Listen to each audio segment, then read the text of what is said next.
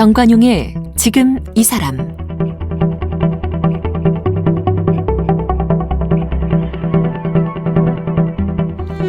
여러분 안녕하십니까? 정관용입니다. 2021년 새해를 맞으면서 여러분은 어떤 변화를 시도 중이신가요? 요즘은 코로나다 뭐다 해서 강제로 변화할 수밖에 없는 그런 것도 많고, 어쨌든 나를 바꾼다는 것, 하던 일을 그만두고 새로운 일에 도전한다는 것 참 쉽지 않고 두려운 일이기도 한데요. 자, 오늘 20년 기자 생활을 정리하고 국내 최초의 여행 감독을 자처하면서 여행 영화제도 기획을 하고 명품 한국 기행을 진행하는 재미로 재미연구소장, 또 트래블러스 맵 랩장, 게다가 헌 책을 헌 캐리어에 넣어서 기증하는 캐리어 도서관 관장, 이런 여러 직함에 새롭게 도전하면서 인생 2라운드를 활기차게 열고 있는 고재열 씨를 한번 같이 만나보겠습니다. 어서 오십시오. 안녕하십니까. 네. 시사인 기자 하셨잖아요. 네, 그렇습니다. 처음에는 시사저널이었다가 거기 이제 기자들이 다 빠져나와가지고 그렇죠. 삼성 기사 삭제 사건 때 파업하고 나와서 이제 시사인 참관했었습니다. 그렇죠. 언제 그만두셨어요? 정확하게 그만둔 거는 작년 여름 정도고요. 사실 작년 이제 초부터는 제가 이제 여행 관련해서 좀 프로젝트를 진행하고 있었습니다. 왜 그만두셨어요? 20년 하셨나요, 기자? 네, 그렇습니다.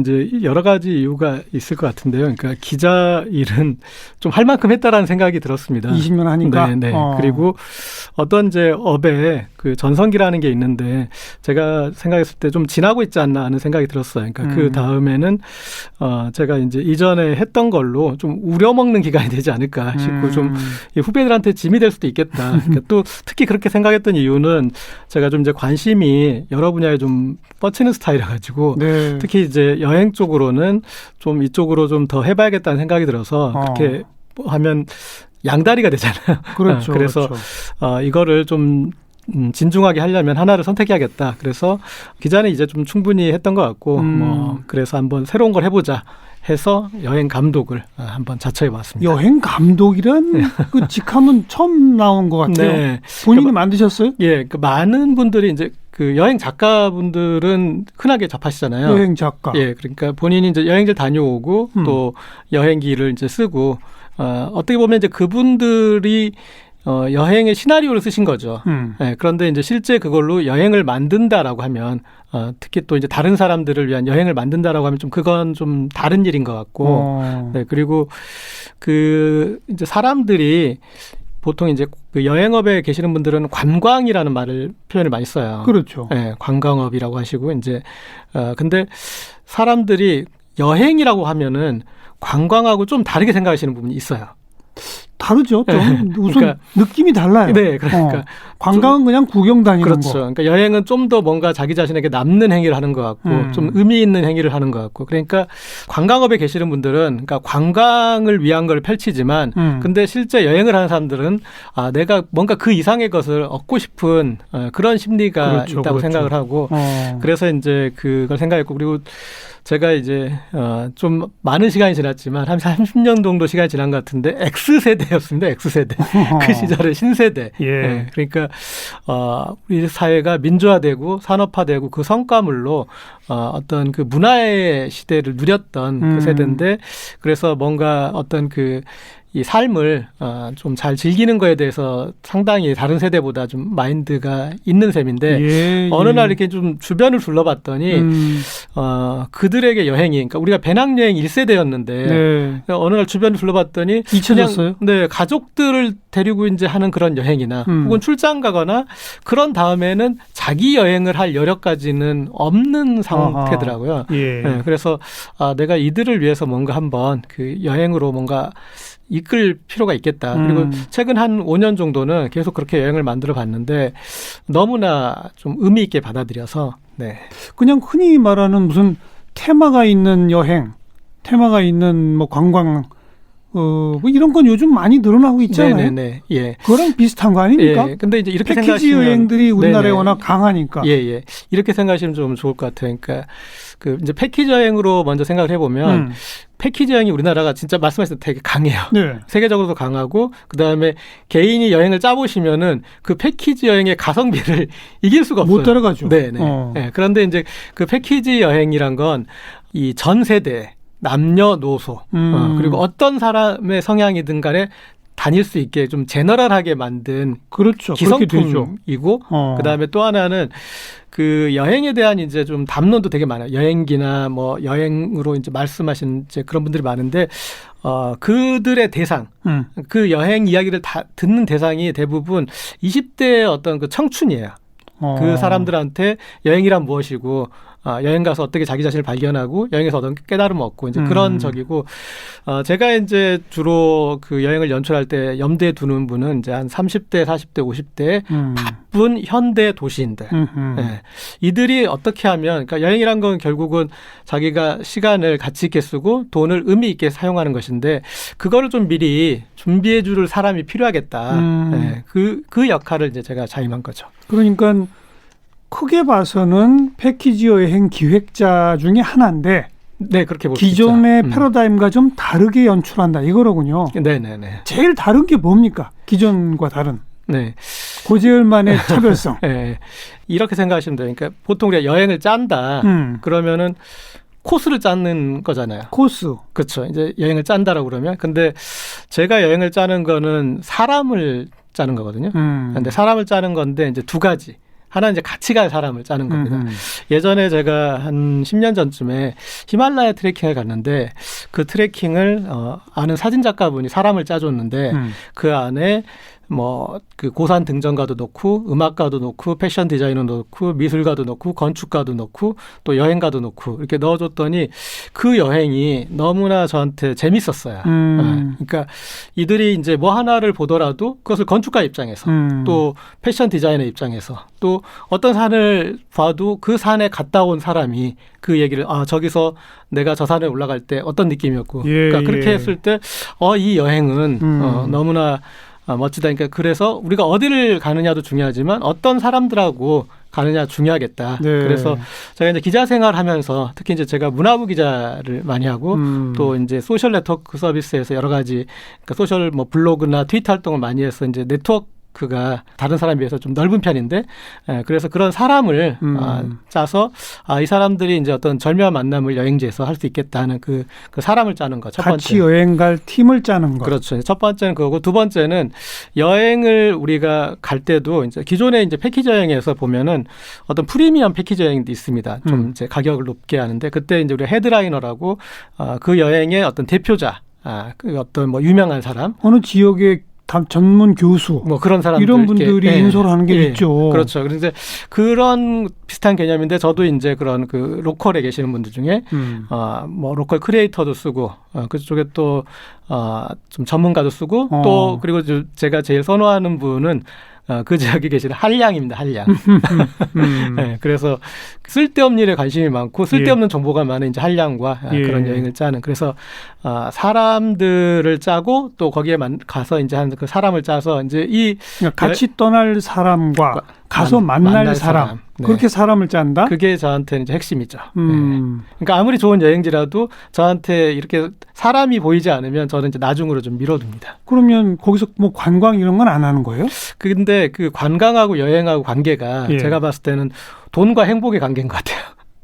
돈이 있다고 다 행복한 건 아니지만 또 행복하기 위해서는 일정 정도 돈을 벌어야 되잖아요. 그러니까 우리가 여행 가서 기분이 좋으려면 사실 관광이 필요합니다. 그렇죠. 네, 그러니까, 좋은 경치 이런 거 있어야죠. 네, 좋은 경치 보고 좋은 음식 먹으면서 그 어떤 내가 어떤 누구의 얘기도 어떤 그런 주장도 받아들일 어떤 마음의 준비를 열어주니까. 그렇죠. 네, 그래서 이제 여행은 좀 관광을 품을 수밖에 없죠. 그러니까 관광을 일부 포함하되 그냥 관광소 여러 곳을 아주 짧은 시간에 막 기념사진 찍듯이 돌아다니는 이건 절대 아니군요. 네, 그러니까 제가 이제 조금 여행을 짤 때는 그 좀 뺄셈의 미학이라고 해야 될까요? 뺄셈. 네, 좀 스케줄 빼는데 주목하는데, 그러니까 그 현지에 계신 분한테 같이 여행을 짜보면 보여주고 싶은 게 많으시니까. 많죠. 네, 그래서 이제 그걸 많이 짜는데, 제가 보니까 이제 사람이 어떤 나이를 먹는다는 것, 그것은 장점이 있더라고요. 그러니까 젊은 사람들처럼 저렇게 부지런히 많이 다닐 수는 없습니다. 근데 적게 다녀도 느끼는 것들이 많아지는 것 같아요. 네, 그래서 겹치는 것들 빼고, 그리고 뭔가 좀 여운을 줄 수 있는 것으로 이렇게 이제 넣으면 그 사람들이 더 부지런히 다니는 것보다 그 이상의 만족감을 얻으니까. 그러니까 기존의 여행을 약간 좀 뷔페식으로 접근한다면 저는 좀 이렇게 좀 단정한 코스 요리로 그렇게 만들어 보는 거죠. 근데 작년 여름이라고 그랬잖아요. 네네. 코로나 한복판에 네. 다들 여행 못 간다고 하는 반에 여행 감독을 자처하고 기자직을 그만뒀다? 네. 그러니까 시점은 잘못 선택한 거 아니에요? 그렇죠. 저널리즘에서 제가 이제 투어리즘으로 넘어가는 그 언덕에서 보니까 활활 불타고 있더라고요. 그러게 말이에요. 네, 그리고 그 언덕에 그러니까 좀 주춤했죠. 그러니까 못 넘어가고 서 있는데 그 불이 잦아들기는커녕 더 커지고 있었는데, 그렇죠. 근데 그걸 지켜보니까 저 불이 다 이제 또 지나고 나면 뭔가 새로운 어떤 여행에 대한 그런 패러다임이 필요하겠다. 그러면 뭔가 새로운 것을 하는데 사람들이 더 주목해주지 않을까. 그런 생각으로 하게 됐습니다. 근데 아무튼 됐습니다. 일은 별로 없겠어요, 지금은.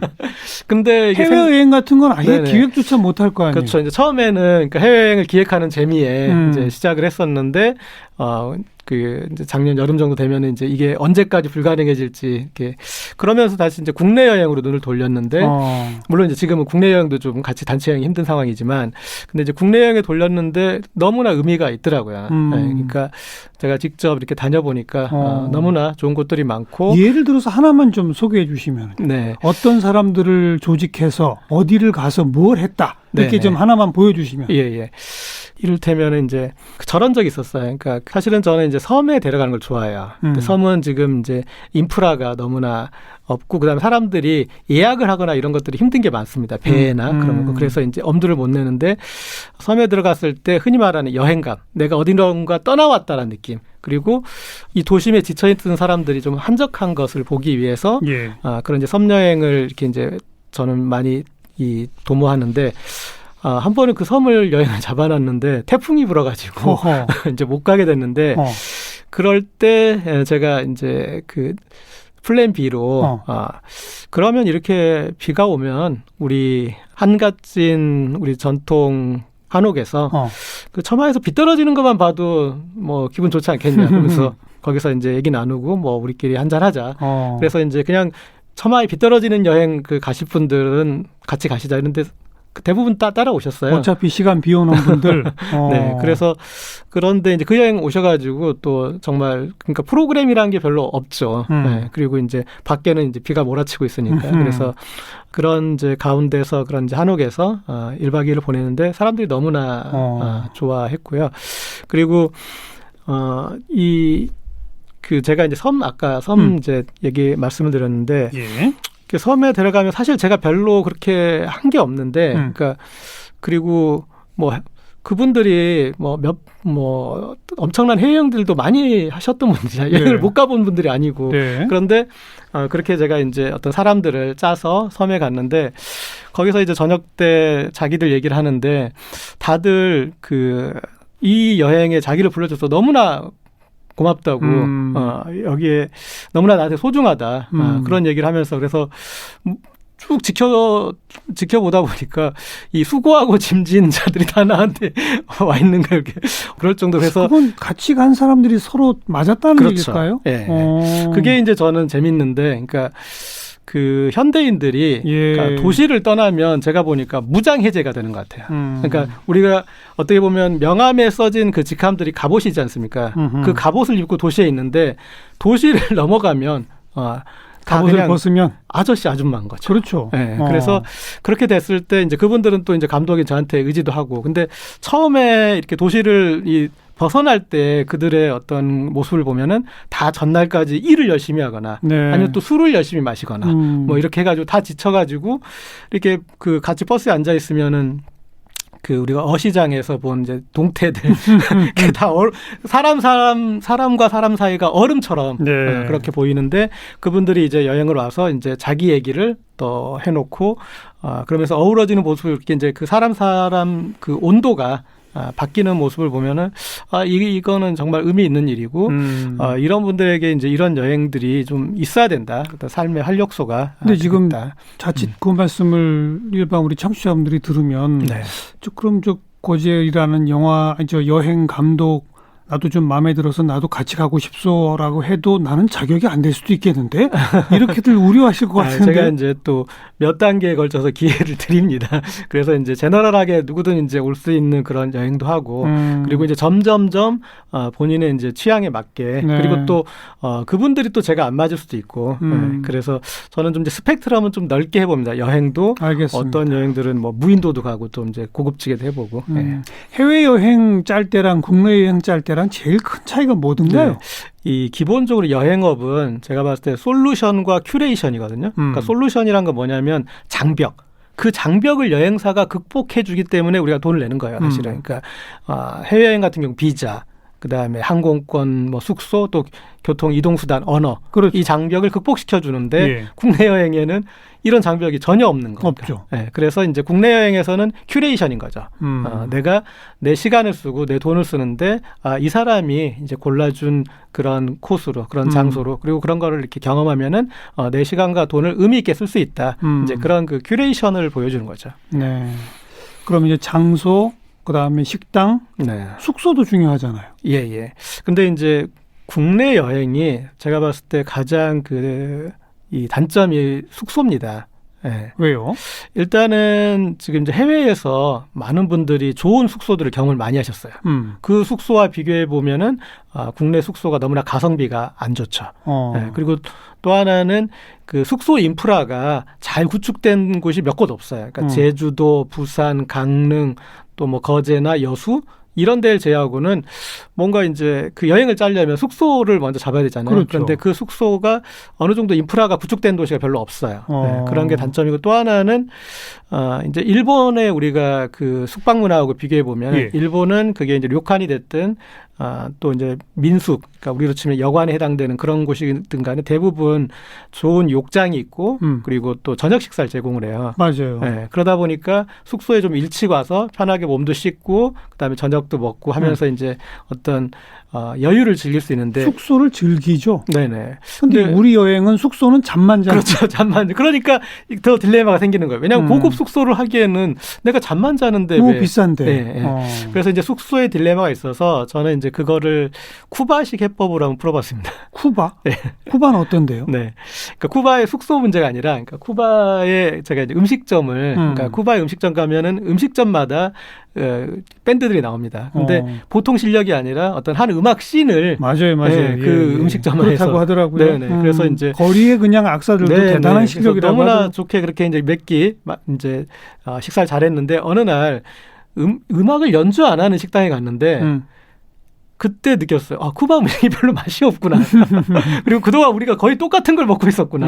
왜냐하면 그 미국이 이제 무역을 막아서 이 양념이 별로 없으니까 음식이 똑같아지거든요. 근데 그거를 우리가 잊게 만든 게 음악이었다. 그래서 저는 이제 우리나라 숙소를 풀 때도 우리나라가 우리 숙소만의 또 매력, 그 장점이 있습니다.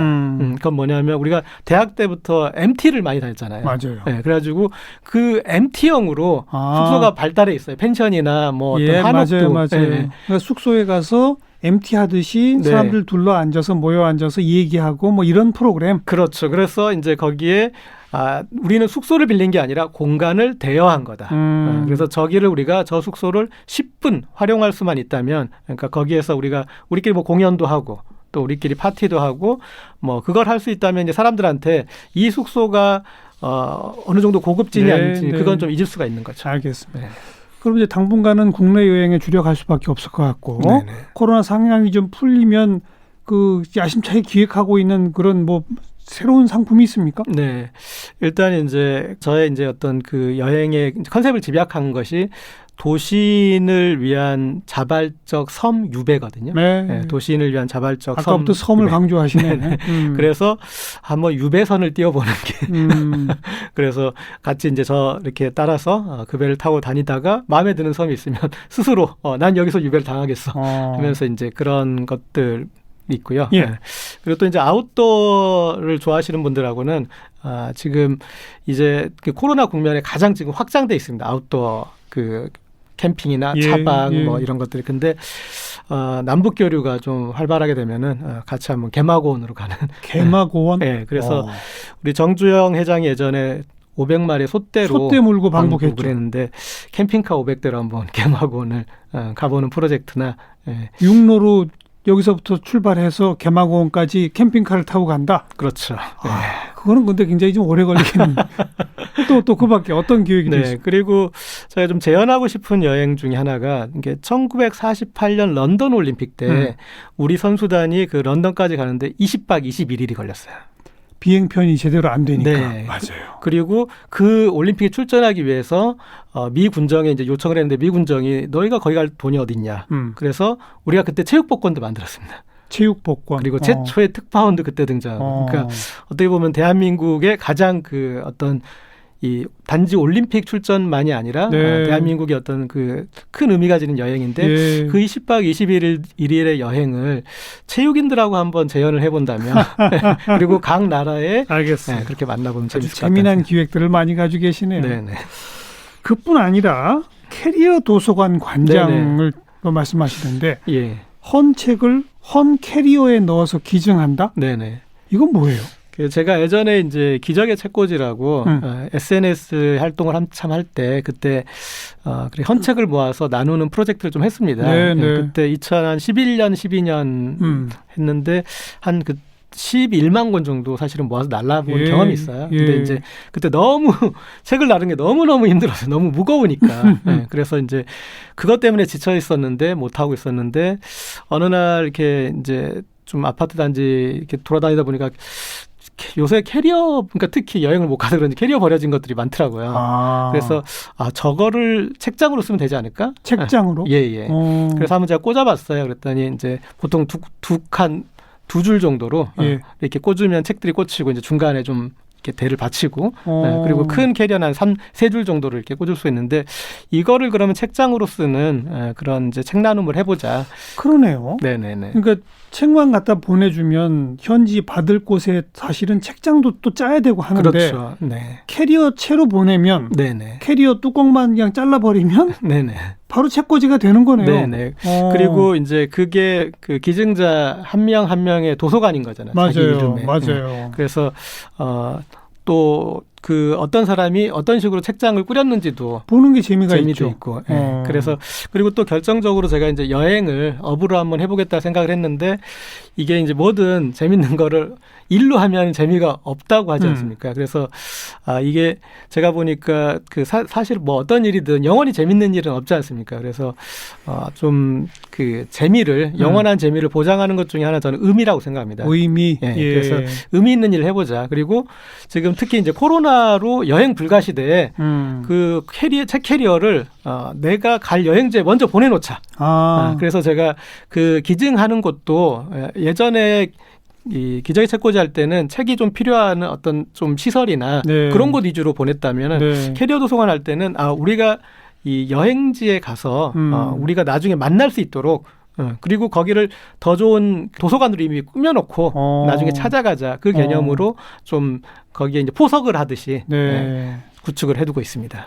어쨌든 나만의 캐리어에 나만의 도서관 책 하나를 우선 딱 채워야 되고 그걸 내가 떠날 여행지에 미리 보내놓는다는 얘기고 그거를 이제 저희가 그냥 들고 가든지 아니면 미리 모아서 하나씩 구축을 하고 있습니다. 그러니까 통영의 욕지도에 또 울릉도에 또 제주 올레의 어느 길에 그리고 또 서해에 석양이 좋은 이제 어느 곳에 그건 이제 그 장소나 이게 저랑 이제 커뮤니케이션이 되신 그런 분들이 물론 준비가 돼야죠. 그 현지에서 허락해야 되고. 네네. 그리고 그분들이 사실은 또 책 욕심이 있으셔야 돼요. 그런 분들이 가서 또 예쁘게 꾸미시니까. 그래서 그러니까요. 평창에 또 석양이 아름다운 목장에 그리고 또 문경에 또 활공장 위에 이렇게 제가 두루두루 좀 구축을 해두고 있습니다. 그렇게 되면 이제 그 장소를 향해 또 여행을 떠나면 가보면 나의 캐리어뿐 아니라 같이 여행 떠나온 사람의 캐리어들을 쭉 둘러볼 수 있고. 그렇죠. 그죠? 네. 대신에 또 그 지역에 사는 주민분들은 언제든 와서 또 작은 도서관 이용할 수 있고. 네네. 그렇습니다. 그리고 그 이용 방식은 뭐 다양할 것 같습니다. 욕지도 같은 경우는 저는 이제 저렇게 유도하라고 했는데 뭐냐면 예. 거기에 이제 낚시하거나 통발을 던지거나 그럴 때 예. 하나 끌고 가시라. 또로로 이렇게 끌고 가서 거기에서 이제 낚시하면서 옆에서 읽고 그러고 다시 갖다 두셔도 된다고. 네, 네. 근데 그 비 맞고 막 이러면 안 되잖아요. 도서관도 네네네. 지어야 되는 거 아니에요? 그 있는 시설을 일단 있는 좀, 시설에 활용하고 있고요. 활용하는 네. 서로 연락을 취해서. 네네네. 그리고 이제 좀 사실은 이제 캐리어 도서관을 처음에 설정할 때는 한류 팬들을 활용해서 한국에 지금 이렇게 이 남는 책들을 네. 해외에 좀 많이 나누는 그런 모형이었어요. 네. 그래서 공공도서관 같은데 그런 도서관에서도 책들이 뭐랄까 최종 처리된다는 표현으로 그러니까 그 책이 어떻게 되는지 모르겠어요. 그러니까 쓰레기가 되는지 아니면 어디에 팔려갈지 모르지만 그게 서울시만 하더라도 합치면 연간에 20만 권 정도로 제가 알고 있거든요. 그래요. 그렇게 엄청난 이제 책들이 그러니까 폐기되는군요, 한마디로. 네, 근데 이제 여러 방식이 있겠죠. 거기에서 어디로 다시 기증이 될 수도 있고, 뭐 이제 그런 이제 절차를 밟아서 그렇게 될 텐데, 그러니까 그런 책들만 하더라도 해외에 지금 한류에 관심이 많을 때, 그분들이 이제 한국에 대해서 더 관심 가질 수 있게 우리가 이제 이 텍스트를 보내놓는다면 의미가 있을 것 같아서, 그래서 나중에는 이제 지금은 코로나 때문에 안 되지만 해외 한류 팬들하고 연계해서 좀 전파하는 모형 궁리하고 있습니다. 예. 그러니까 지금 여행 감독, 그다음에 캐리어 도서관 관장, 또 재미연구소장. 네네. 이건 뭐예요? 그러니까 이런 일들을 좀 재미삼아 해보자. 또 그다음 위기관리 커뮤니케이션 센터장. 네. 근데 뭐 거기 또 이제 뭐 생애전환기술연구소 생애전환기술연구소 소장. 근데 이게 다 연결돼 있더라고요. 직함이 왜 이렇게 많아요? 그러니까 여행이라는 그러니까 모든 거에 사실은 이제 여행이라는 거에 어떤 그 방점이 있는데 거기에 이렇게 제가 이제 그런 여행을 선사했을 때 우연찮게도 거기 와서 그 여행을 좀 깊이 경험하시는 분들이 생애 전환기 있거나 생애 전환을 준비해야 되는 그런 분들이어서 그럼 같이 한번 이제 생애 전환에 대해서 또 얘기를 그렇군요. 다행히 나누게 되고 또 그분들이 또 여러 가지 어떤 소통의 문제들을 많이 얘기하세요. 그래서 위기관리 커뮤니케이션. 그렇죠. 제가 블로그나 트위터나 페이스북 이제 어떤 그런 SNS 활동을 많이 해서 어떤 사람들과 이제 소통의 그 부분에 대해서 좀 코치해줄 수 있는 부분도 있고 그래서 그러니까 이제 전부 그냥 하나군요. 같이 재미있게 의미 있게 놀러 가봅시다 이거로군요. 예. 그래서 저희 이제 그 시절 신세대와 X세대들이 앞으로 우리의 이제 그 50대를 준비하는 데 있어서 제가 좀 먼저 가서 좀 판을 짜둔다. 이제 그런 느낌으로 나올 겁니다. 국내 최초 여행 감독을 자처하고 계신 고재열 씨를 함께 만났습니다. 고맙습니다. 네, 감사합니다.